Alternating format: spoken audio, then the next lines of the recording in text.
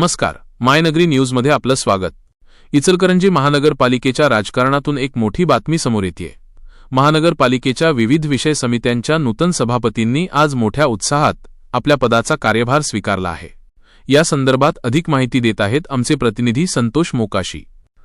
इचलकरंजी महानगरपालिकेत सत्ता स्थापनेनंतर आज खऱ्या अर्थाने कामकाजाला गती मिळाली आहे। इचलकरंजीचे आमदार राहुल आवाडे यांच्या हस्ते फीत कापून सर्व नूतन सभापतींनी आपल्या दालनात अधिकृतरित्या प्रवेश केला।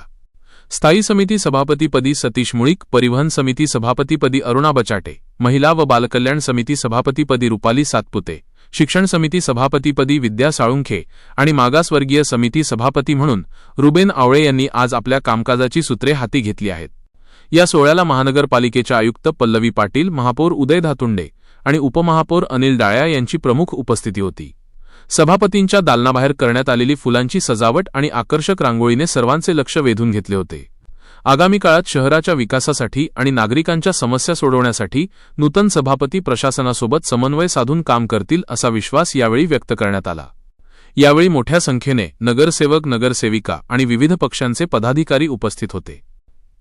बघत रहा मायनगरी न्यूज। इचलकरंजीच्या प्रत्येक घडामोडीसाठी आमचे विशेष बुलेटिन।